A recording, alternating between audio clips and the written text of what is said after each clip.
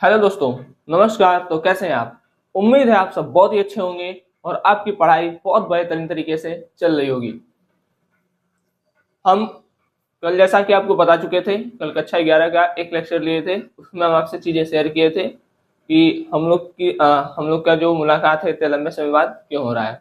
ठीक है, आज जो कि हमको क्लास लेना है क्लास 12th का। ठीक है, class 12th biology chapter first. पहला चैप्टर है पुष्पी पादपों में लैंगिक जनन। पुष्पी पादपों में लैंगिक जनन। ठीक है, क्लास 12th चैप्टर 1। ठीक है भाई, जिसको नहीं पता है हम फिर से बता देते हैं। देखिए, ये जो बायोलॉजी की क्लास है इस चैनल पर पहली बार हो रही है और ये कक्षा 11 और 12 के विद्यार्थियों के लिए है। कक्षा 11 और 12 के यूपी बोर्ड के जितने भी विद्यार्थी हैं वो यहाँ से अपने बायोलॉजी के टॉपिक्स को कवर कर सकते हैं, अपने बायोलॉजी के चैप्टर्स को कवर कर सकते हैं। ठीक है, इसमें आप लोग के लिए बोर्ड एग्जाम से रिलेटेड क्वेश्चन और जो भी नीट एग्जाम में जो भी क्वेश्चन आता है वो सब हम बताते हुए चलेंगे। ठीक है, जब चैप्टर हो जाएगा तो कुछ क्वेश्चन यहाँ लिख देंगे, हालांकि वहां पर बस क्वेश्चंस लिखेंगे, वो बहुत लंबा वीडियो नहीं रहेगा। ठीक है, तो उसका आप लोग को सेल्फ टेस्ट भी देना होगा। ठीक, अच्छा, दूसरी बात, ये जो क्लासेस होंगी वो उसमें क्या होगा, पूरा एक मतलब एकदम हिंदी पूरा होगा।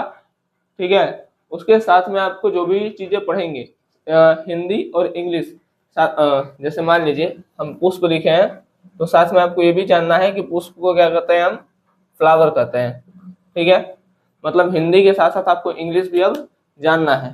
ठीक, ऐसा क्यों? ऐसा इसलिए क्योंकि आप कक्षा 12 के बाद कहीं भी जाएंगे आपकी पढ़ाई पूरी की पूरी इंग्लिश में होने वाली है। ठीक है, तो चलिए स्टार्ट करते हैं हम लोग अपना बायोलॉजी का चैप्टर फर्स्ट, जिसका नाम है पुष्पी पादपों में लैंगिक जनन।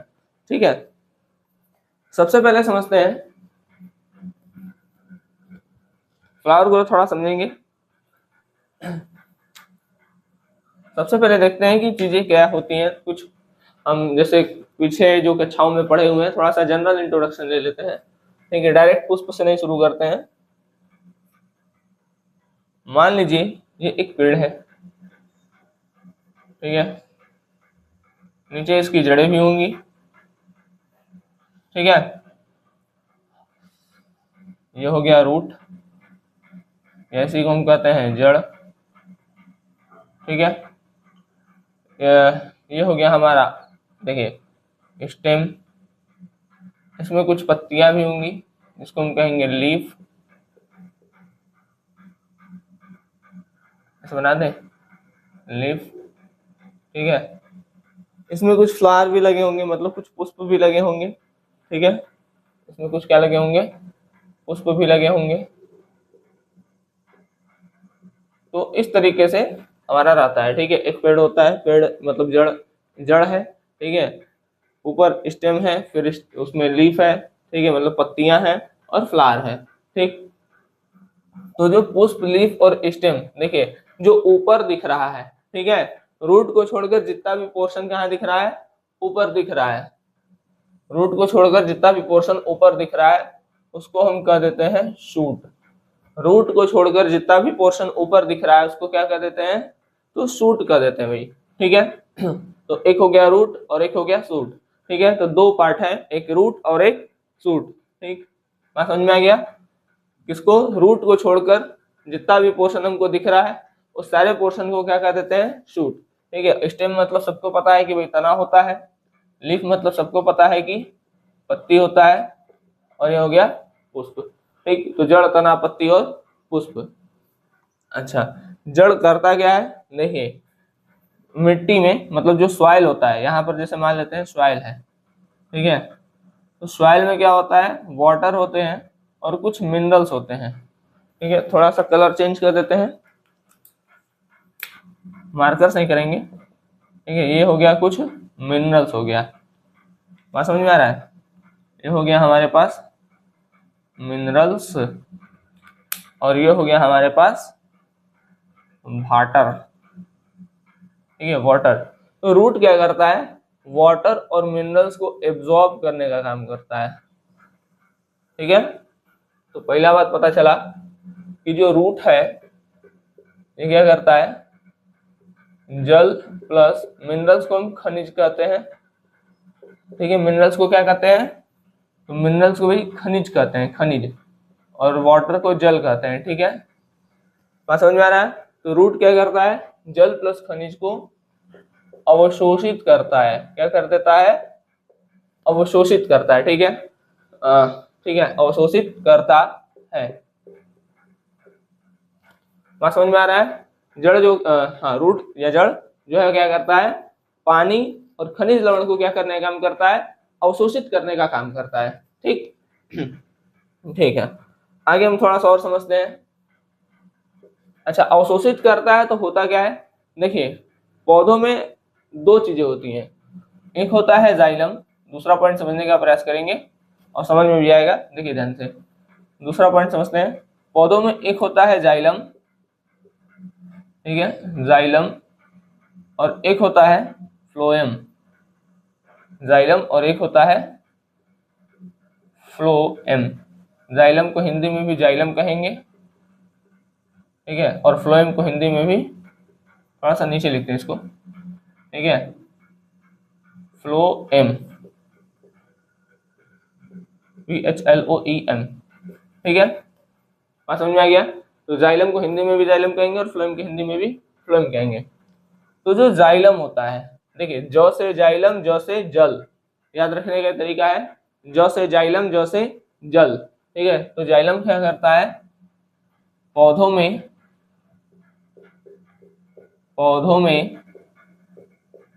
जल का परिवहन करता है, पौधों में जल का परिवहन करता है, ठीक। तो आपसे अगर कोई पूछ ले कि पौधों में जल का परिवहन कौन करता है, तो कौन करेगा, जाइलम करता है, ठीक है। बात कौन करता है, जाइलम। अच्छा एक बात बताइए, जो वाटर है वो यूनिडायरेक्शनल मतलब एक दिशीय होगा या बहुदिशीय होगा, पढ़े होंगे। तो जो जाइलम होता है, जो जल का परिवहन होता है वो एक दिशीय होता है, ठीक। मतलब ये हमेशा नीचे से अवशोषित करेगा और ऊपर के भाग में भेजेगा, नीचे से अवशोषित करेगा ऊपर भेजेगा, ऐसे होगा, ठीक है। और समझ में आ गया। इसी को कहा जाता है एक दिशीय, हमेशा नीचे से ऊपर की ओर, नीचे से ऊपर की ओर, ऊपर की ओर, ठीक है, नीचे से ऊपर की ओर। क्या चीज नीचे से ऊपर की ओर, तो जो जल का परिवहन होगा वो हमेशा नीचे से ऊपर की ओर होगा, ठीक है। हमेशा कहां से कहां होगा, तो हमेशा नीचे से ऊपर की ओर होगा, इसलिए इसको क्या कहा गया है, इसलिए इसे एक दिशीय या यूनी डायरेक्शनल, इंग्लिश में बोले तो हम क्या कह सकते हैं, यूनी डायरेक्शनल, ठीक है। इंग्लिश में बोला जाए तो यूनी डायरेक्शनल, ठीक है। पौधों में जो जल का परिवहन होता है वो एक दिशीय होता है और हमेशा नीचे से कहा जाता है, नीचे से ऊपर की ओर, ठीक। दूसरा बात करते हैं फ्लोएम। दूसरा क्या बात करते हैं हम, फ्लोएम के बारे में। अब देखिए समझिए ध्यान से, जो फ्लोएम है, क्या है, जो फ्लोएम है, PHLOEM, phloem, Fosse phloem, Fosse food, ठीक है, फॉसे फ्लोएम, फॉसे फूड। तो यह फूड का मतलब भोजन का परिवहन करता है, परिवहन करता है। अभी हम लोग तीन बात को समझे हैं, ठीक है। अभी हम ये भी देखेंगे कि ये भोजन का परिवहन जो कर रहा है वो किस तरीके से करता है, या कहां से कहां की ओर करता है, कहां पर बनता है, ठीक है। अभी इन सब बातों को पर भी हम चर्चा करेंगे। सबसे पहले देखिए हम थोड़ा सा रिवीजन मोड पे आते हैं। सबसे पहले हम देखें कि भाई जो जड़ है, नीचे वाला पोर्शन जड़, ऊपर वाला पोर्शन मतलब नीचे वाला पोर्शन रूट, ऊपर वाला पोर्शन शूट, ठीक है। शूट में स्टेम है, लीफ है और फ्लावर है, ठीक है। इसमें कौन कौन है, रूट है, स्टेम है और फ्लावर है, लीफ है, ठीक है। रूट क्या करता है, रूट वाटर प्लस मिनरल्स को खींचता है और खींच करके क्या करता है, ऊपर पौधों में देता है, ठीक है। तो जो रूट जल को अवशोषित किया है, जल को अवशोषित किया है तो उसको ऊपर भेजना है, ठीक है। तो अवशोषित किए गए जल को ऊपर भेजने का काम किसके द्वारा होता है, तो जाइलम के द्वारा होता है, ठीक है। तो पौधों में जो जाइलम है वो किसका परिवहन का कारण बनता है, तो पौधों में जो जाइलम है वो जल के परिवहन का कारण बनता है, ठीक। फिर दूसरा बात बोला गया है कि जो ये जाइलम है वो एक दिशीय होता है या बहुदिशीय होता है, तो वो एक दिशीय होता है, ठीक है। बात एक दिशीय होता है क्यों, क्योंकि इसका परिवहन हमेशा नीचे से ऊपर की ओर होगा, रूट खींचेगा और खींच करके ऊपर पौधों में पहुंचा देगा, ठीक है। तो इसीलिए बोला गया है कि जो जाइलम का परिवहन होता है वो एक दिशीय होता है, फ्लोएम या फूड का परिवहन करता है। अब एक बात सुनिए, जो पत्तियां होती है ना, पत्ती, ठीक है, तो पत्तियों में ही भोजन बनता है, पत्तियों में ही भोजन क्या होता है, बनता है, ठीक है। थोड़ा सा इंक डाल लेते हैं, हल्का हो गया है, और तब तो उतना देखते रहिए, इंक डाल लेते हैं बस।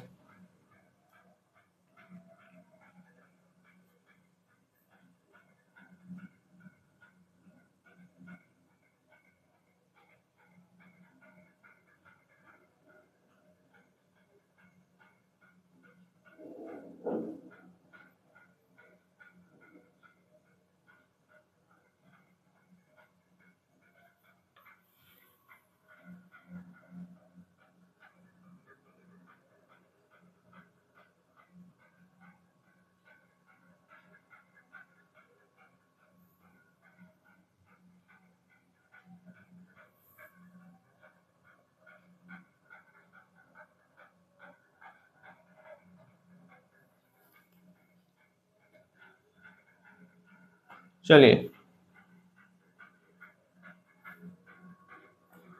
हाँ ठीक है, रिवाइज भी कर लिए होंगे हमारे ख्याल से आप लोग। देखिए, पत्तियों में ही भोजन बनता है, ठीक है, पत्तियों में ही क्या बनता है, भोजन बनता है।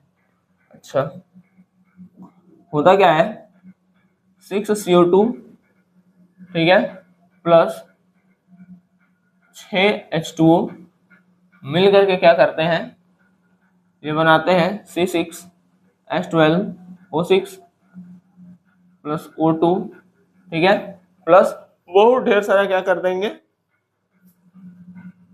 अच्छा नहीं, ये तो वो हो जाएगा, ठीक है, प्लस O2, ठीक है, बैलेंस कर देते हैं, 6 दूनी 12, 18, 6 दूनी 12, 6 18 हो गया बैलेंस।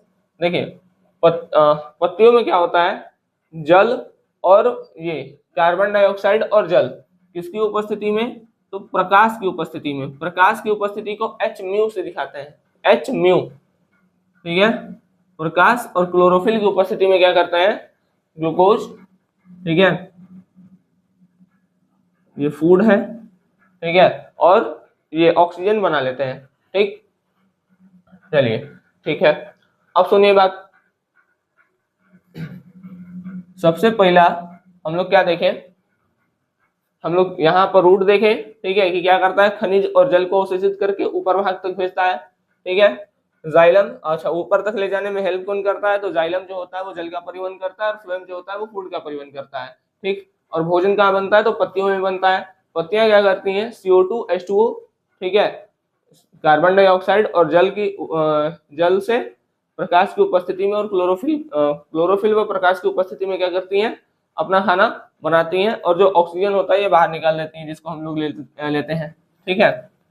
अब बात ये है कि भाई H2O तो समझ में आ रहा है कि इसको रूट दिया है ना, जल जो है, जल मतलब H2O, इसको कौन लेके आया है, तो जल को लेके आया है रूट। अब ये कार्बन डाइऑक्साइड कहाँ से आ गया, ठीक है, अब हमको ये समझना है कि ये CO2 कहाँ से आया है, ठीक है। उम्मीद है ये चीज आप समझ गए होंगे। अब हम इसको करेंगे इरेज, और फिर ये हम समझेंगे कि ये CO2 कहाँ से आया हुआ है, ठीक है बात। चलिए,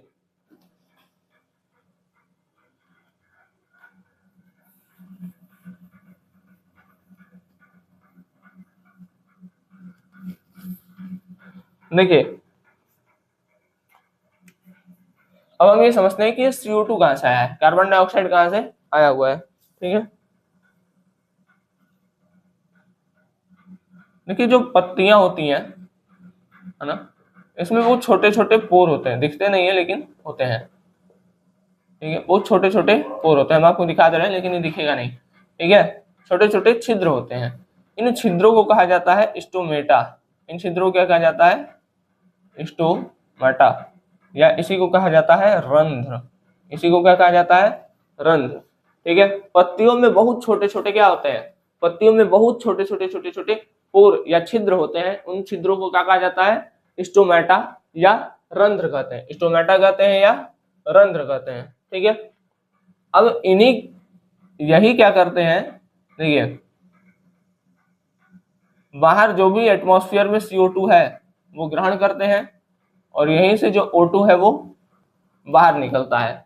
तो CO2 एक गैस है, O2 एक गैस है, तो हम ये कह सकते हैं कि जो स्टोमेटा, इसका काम क्या होता है? तो इसका काम होता है गैसों का आदान प्रदान।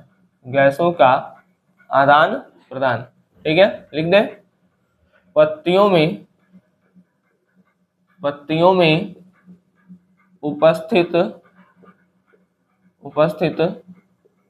छोटे छोटे छिद्र को रंध्र या स्टोमेटा कहते हैं। रंध्र या रंध्र कहते हैं। स्टोमेटा तो ऊपर लिख ही दिए हैं, रंध्र कहते हैं। ठीक है, जिनका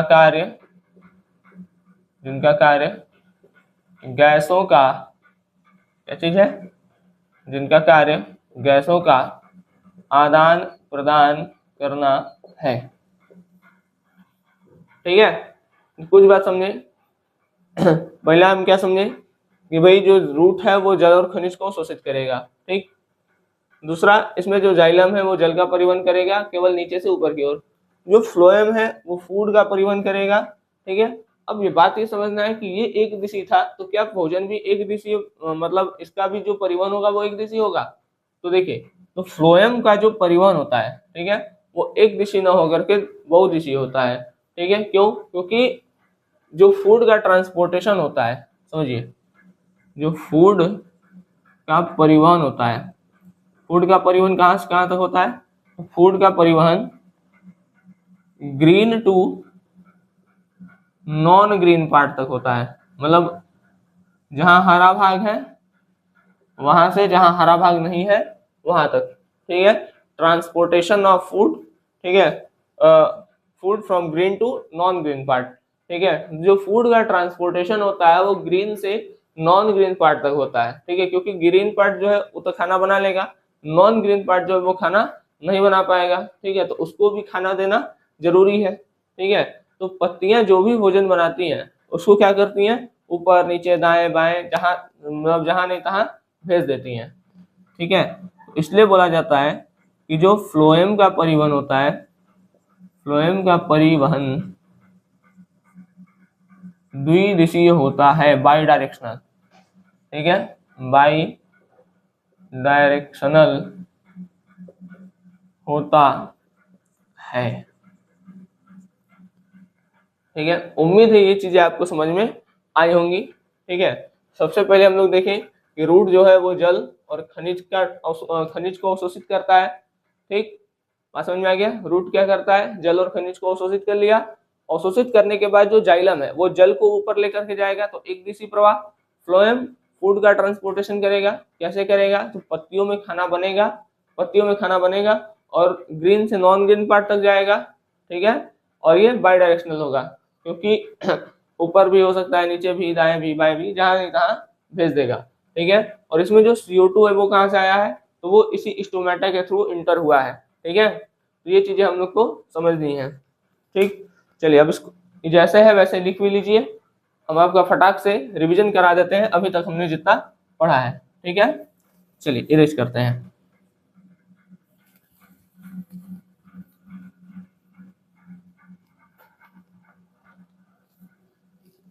प्रकाश संश्लेषण के लिए जो आवश्यक चीजें होती हैं वो कौन कौन सी होती हैं? सोचिए,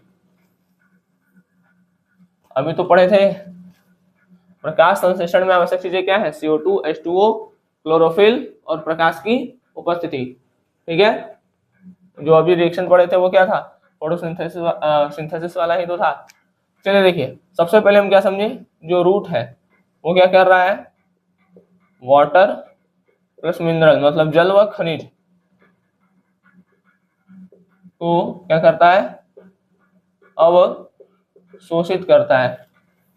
फिर दूसरे नंबर पर पढ़े कि भाई एक पोर्शन है जाइलम और एक पोर्शन है फ्लोएम। ठीक है, जाइलम क्या करेगा, जल का परिवहन, जैसे जाइलम जैसे जल, फसे फ्लोएम फसे फूड, तो ये फूड का परिवहन करेगा।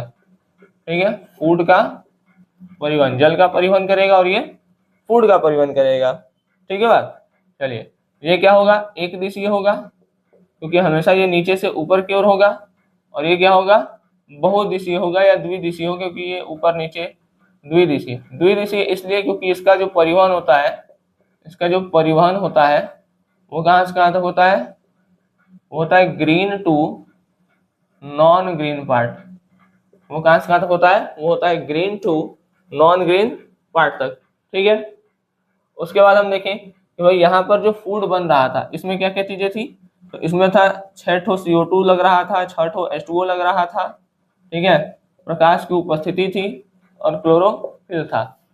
ठीक है, क्लोरोफिल के कारण ही पत्तियां हरी होती हैं। ठीक है, क्लोरोफिल के कारण ही पत्तियां हरी होती हैं। और क्लोरोफिल में एक धातु पाया जाता है, उसको कहा जाता है Mg2+। याद रखिएगा, क्लोरोफिल में मैग्नीशियम धातु पाई जाती है और मैग्नीशियम भी Mg2+। ठीक है, तो ये भी एंट्रेंस का एक क्वेश्चन बनता है कि क्लोरोफिल में कौन सी धातु पाई जाती है, तो Mg2+। ठीक है, प्रकाश संश्लेषण के लिए क्या क्या चीज जरूरी है, तो CO2 H2O, प्रकाश की उपस्थिति और क्लोरोफिल।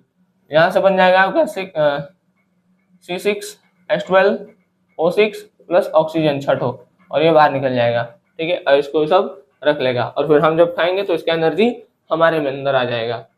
ठीक है, अच्छा एक बात बताइए, ये फूड है, ग्रीन टू नॉन ग्रीन जाना है इसलिए ये द्विदिशीय। चलिए, ये तो बात हो ही गया है। ठीक है, यहाँ पर एक चीज और देख लेते हैं, जो अच्छा एक चीज यहाँ पर भी है, जो CO2 है, H2O तो समझ में आ रहा है कि H2O को कौन लेके आया है, रूट लेके आया है। इस CO2 को कौन लेके आया है, जो CO2 है इसको स्टोमाटा लेके आया है। जो रंध्र होता है, रंध्र क्या है, पत्तियों में जो छोटा छोटा छिद्र है, पत्तियों में छोटका छोटका जो छिद्र है वही तो स्टोमाटा है। ठीक है, पत्तियों में जो छोटा छोटा छिद्र है वो क्या है, स्टोमाटा है। ठीक है, और यही क्या करता है, यही क्या करता है, यही CO2 लेकर के आता है और ऑक्सीजन बाहर निकालता है। हम ये कह सकते हैं कि इसका काम क्या है, तो इसका काम है गैसों का आदान प्रदान करना। गैसों का आदान प्रदान करना, हम बोल सकते हैं इसका काम क्या है, तो गैसों का आदान प्रदान करना। ठीक है, चलिए बढ़ते हैं आगे। इसमें एक चीज और देख रहे थे, क्या चीज बच रहा है भाई, हाँ एक चीज ये बताना था। देखिए, ये हम पीछे नहीं बताए थे, सुनिए, जाइलम और फ्लोएम अगर इन दोनों को मिला दिया जाए, जाइलम प्लस फ्लोएम, इन दोनों को मिला करके बोला जाए तो इन दोनों को मिला करके कहते हैं वैस्कुलर बंडल। वैस्कुलर बंडल, या इसको हम एक और चीज कह सकते हैं, संवहन ऊतक। ठीक है, संवहन ऊतक। ठीक है, वैस्कुलर बंडल या संवहन ऊतक। ठीक है, तो ये हमारा थोड़ा सा इंट्रो वाला पोर्शन था। अब हम बढ़ते हैं अपने चैप्टर की ओर, जहां पर हम देखेंगे पुष्प की संरचना। पुष्प का नाम में बड़ा कंफ्यूजन होता है कि कैलिक्स कौन है, कोरोला कौन है, एंड्रोसियम कौन है, गाइनोसियम कौन है। आज सारे नाम आपको हम क्लियर कराएंगे, चाहे वो इंग्लिश में हो चाहे वो हिंदी में हो। ठीक है, चलिए तो इसको करते हैं रेस्ट। ठीक है, और फिर हम मिलते हैं अभी तुरंत चित्र के साथ। आइए तो चलते हैं अपने चित्र पर। अब हम देखेंगे पुष्प की संरचना। पुष्प की संरचना, ठीक है।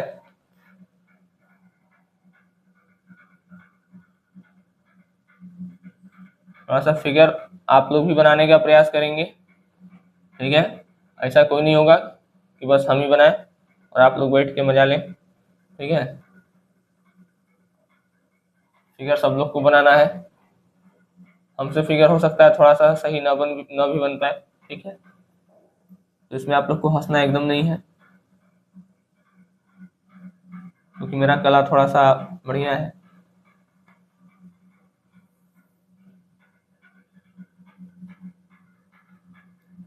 ओ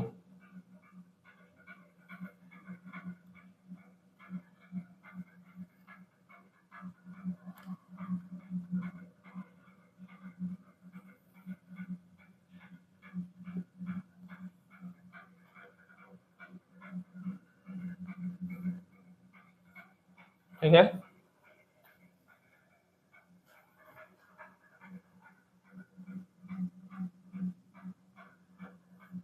ये थोड़ा सा पत्ती सही नहीं बनता हमसे। ठीक है, चलिए समझ जाइए, समझ तो जाएंगे ही। देखिए अब बात समझते हैं। जो भी फ्लावर होता है, ठीक है, दो पोर्शन होता है, एक होता है फीमेल पार्ट और एक होता है मेल पार्ट। ठीक है, तो ये वाला जो पोर्शन है ये है फीमेल पार्ट, ये है मेल पार्ट। ठीक है, और कुछ अन्य भी पोर्शन होते हैं, जैसे ये जो सबसे नीचे एक ठो डंडी है, आ रहा है कि नहीं इमेज? हाँ, इमेज तो पूरा आ रहा है, ठीक है, कोई दिक्कत नहीं है। ठीक है, ये जो नीचे डंडी है इसको कहा जाता है पेडिकल। ठीक है, पेडिकल। ठीक, ऊपर जाएंगे तो आपको जैसे नीचे फूल के ना हरा हरा दिखेगा, जैसे फूल है तो ऐसे होता है। ठीक है, तो ये वाला पोर्शन हमेशा हरा होता है। ठीक है, ये वाला पोर्शन हमेशा हरा होता है। ठीक है, बात उसको कहा जाता है सेपल। ठीक है, क्या कहा जाता है? सेपल। हिंदी में इसको कहा जाता है बाह्य दल। ये हमेशा हरा होता है, ऑलवेज ग्रीन। ठीक है, ग्रुप में भी क्या कहते हैं? ठीक है, ग्रुप ऑफ सेपल को कैलिक्स कहते हैं, ग्रुप ऑफ पेटल को कोरोला कहते हैं। तो अभी सब छोड़िए, जैसे जैसे बताते चल रहे हैं वैसे वैसे समझिए। ठीक है, सबसे पहले नीचे है पेडिकल, उसको पुतंतु भी कहते हैं। ठीक है, लिख देते हैं पुतंतु। ठीक है, फिर फ्लूल में ऐसे जो ग्रीन पोर्शन होता है ना, इस तरीके से। ठीक है, नीचे देखेंगे, पुष्प के सबसे नीचे देखेंगे तो कौन सा पोर्शन होता है? हरा। ठीक है, जहां से फूल पकड़ते हैं, थोड़ा सा ऊपर बढ़ेंगे, ठीक है, फूल देते हैं। ठीक है, तो फूल के बारे में थोड़ा सा पढ़ भी लीजिए। ये हो गया पेडिकल। और थोड़ा सा ऊपर बढ़ेंगे, फूल के थोड़ा सा ऊपर बढ़ेंगे तो क्या होता है? वो सेपल होता है, और उसका कलर हमेशा देखेंगे तो हरा होता है। ठीक है, जो कलरफुल होता है उसको कहते हैं पेटल। पेटल कलरफुल होता है, ये रंगीन होता है। ठीक है, किसी में लाल, अड़ोल में लाल कलर का होता है। ठीक है ना, गेंदा पीला कलर का होता है, लेकिन दोनों का नीचे वाला पोर्शन देखेंगे तो वो हरा ही होगा। ठीक है, वो क्या होगा? वो हरा ही होगा। ठीक, चलिए, तो तीन बात क्लियर है। जो डंडी है, जो पकड़ते हैं, वो क्या है? पेडिकल। पेडिकल के थोड़ा सा ऊपर बढ़ेंगे तो सेपल, और सेपल जो है वो हरा है, और जो रंगीन पोर्शन है वो क्या है? वो पेटल है। ठीक है, चलिए, तो ये बात हम कर लिए। अब देखते हैं कि पुष्प जिसके ऊपर बैठा है, पुष्प किसके ऊपर बैठा है? तो इसके ऊपर बैठा है, तो इसको कहा जाता है थैलेमस या पुष्पासन। ठीक है, इसको क्या कहते हैं? थैलेमस, या इसी को कहते हैं पुष्पासन, मतलब पुष्प का आसन। पुष्प मतलब पुष्प, आसन मतलब बैठना। तो पुष्प जिस पर बैठता है उसको क्या कहा गया? पुष्पासन। ठीक है बात, पुष्प जिस पर बैठा उसको क्या कहा गया? उसको कहा गया पुष्पासन। ठीक, अब चार बात हो गया। देखिए, चार चार करके आप लोग को याद रखना है। ठीक है, सबसे पहला था पेडिकल, जहाँ फूल पकड़ते हैं वो हो गया पेडिकल। थोड़ा सा ऊपर गए, जो ग्रीन कलर का पोर्शन है, ठीक है, उसको कहा जाता है सेपल। जिस पर फूल बैठा हुआ है उसको कहा जाता है थैलेमस या पुष्पासन। और जो रंगीन पोर्शन है वो है हमारा पेटल। ठीक, चलिए, अब ये जो पोर्शन है इसको क्या कहा जाएगा? इसको कहते हैं स्टिग्मा। स्टिग्मा, ठीक है, स्टिग्मा। ऐसे आया है गर्दन, इसका गर्दन टेढ़ा है। ठीक है, स्टाइल से गर्दन टेढ़ा किया है, तो स्टाइल से गर्दन टेढ़ा किया है तो इसका नाम पड़ गया स्टाइल। स्टिग्मा के बाद स्टाइल। ठीक है, जो फूला हुआ पोर्शन है उसको कहा जाता है ओवरी। जो फूला हुआ पोर्शन है उसको क्या कहते हैं? ओवरी। और जो छोटू साइज के अंदर इसको कहा जाता है ovule. Ovary and ovule, OVULE। भैया OVU है, VV नहीं है, OVULE है। ठीक है, बात समझ में आ गया? तो स्टिग्मा सबसे ऊपर, उसके नीचे स्टाइल से गर्दन टेढ़ा किया है तो स्टाइल आ गया, फिर ओवरी एंड ओव्यूल। ठीक है, हिंदी में देख लेते हैं। स्टिग्मा को कहा जाता है वर्तिकाग्र।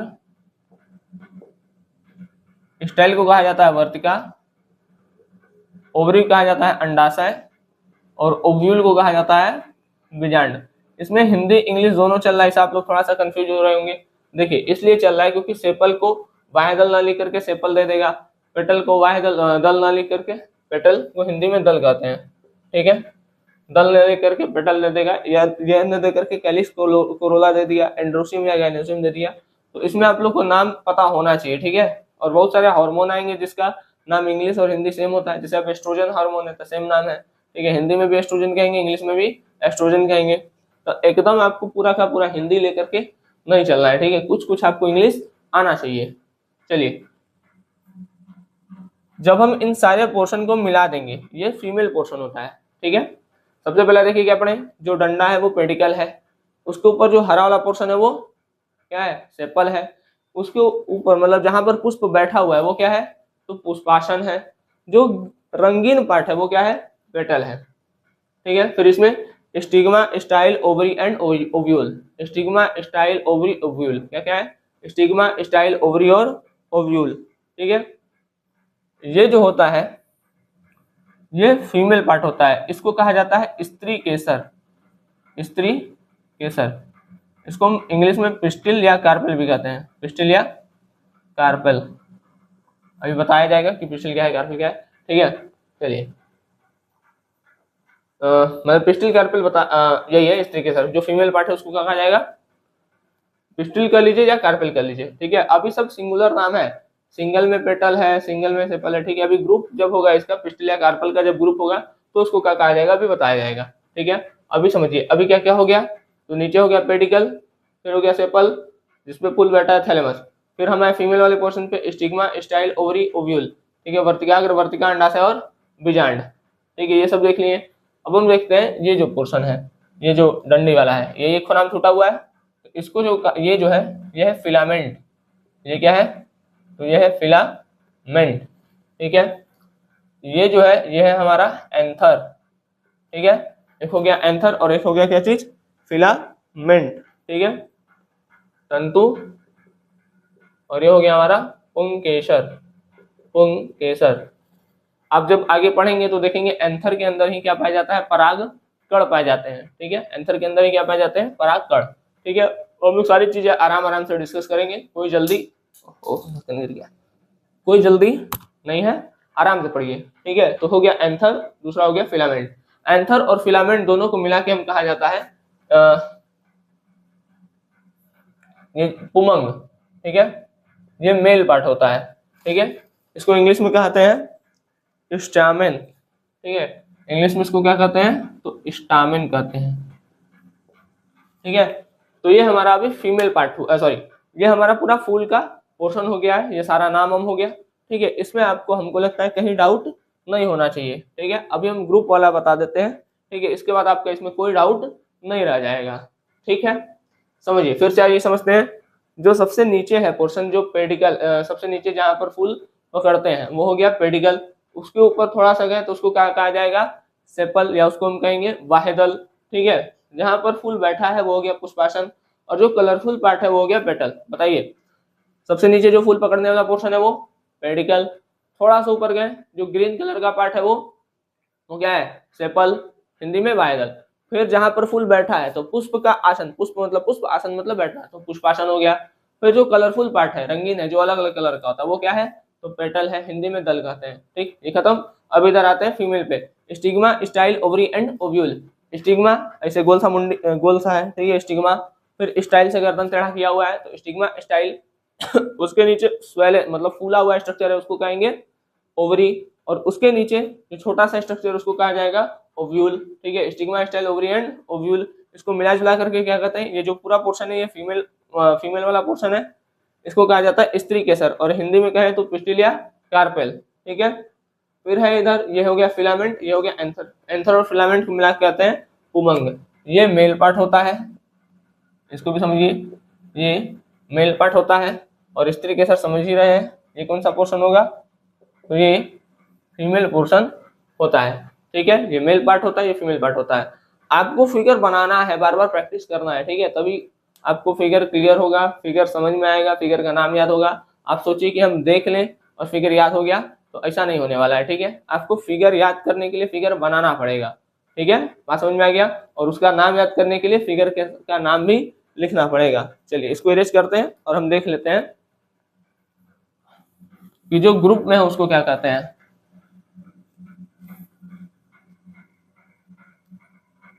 देखिए सिंगल में क्या कहते हैं और उसको ग्रुप में क्या कहते हैं। अकेले एंड ग्रुप में। अब जब हो जाएगा ये तो उसके नीचे ये लिख लेंगे। ठीक है, सबसे पहला जो है वो है हमारा सेपल। सिंगल में सेपल, जब ग्रुप हो जाएगा तो इसको कहते हैं कैलिक्स। सिंगल में पेटल जो है उसको कहा जाता है कोरोला। ठीक है, सिंगल में अगर सेपल है तो कैलिक्स कहेंगे, पेटल है तो उसको क्या कहेंगे, कोरोला। ठीक है, स्टामेन जो है तो मेल अगर सिंगल है तो स्टामेन, लेकिन जब मेल ग्रुप में है तो उसको कहा जाएगा एंड्रोशियम। DROUCIUM, androecium. ठीक है, ANDRUCIOM, यू कर लीजिए, एंड्रोशियम। ठीक है, एंड्रोशियम। उसके बाद है पिस्टिल या कार्पेल, तो पिस्टिल कह लीजिए चाहे कार्पेल कह लीजिए। सिंगल है तो फीमेल पार्ट को पिस्टिल या कार्पेल कहेंगे, लेकिन जब ये ग्रुप में हो जाएगा तो इसी को देंगे गाइनोशियम। गाइनोशियम। ठीक है बात, तो ये चीजें हैं। यहाँ पर आप बात समझ गए। सेपल, देखिए ये है सेपल, सिंगल है तो दल। ठीक है, अच्छा हिंदी में इसको कहा जाता है दल पुंज। सेपल को कहते हैं वाह्य दल, वाह्य दल। और पुंज मतलब होता है जब कोई चीज इकट्ठा हो जाता है तो उसको पुंज बोल देते हैं। ठीक है, तो कैलिक्स को क्या बोल देंगे, वाह्य दल पुंज। पेटल को कहते हैं दल, इकट्ठा हो गया तो इसको क्या कह देंगे, दल पुंज। ठीक है, स्टामेन को एंड्रोसियम कहेंगे ग्रुप में। जब ढेर सारा स्टामेन होगा इसको और 2-3 ठो मिला देंगे तो उसको कहेंगे एंड्रोसियम। पिस्टिल मतलब एक से ज्यादा इसका फीमेल वाला पोर्शन बात करेंगे तो उसको कह देंगे गाइनोशियम। ठीक है, तो यहीं पर हम अपने लेक्चर को देते हैं विराम। नेक्स्ट पोर्शन में हम लोग सिंगल सिंगल इसको अलग अलग से तोड़ तोड़ करके आराम आराम से पढ़ना शुरू करेंगे। ठीक है, चलिए तो मिलते हैं आपसे अगले लेक्चर में, तब तक के लिए धन्यवाद। जय हिंद। आप लोग अच्छे से पढ़ाई करते रहें।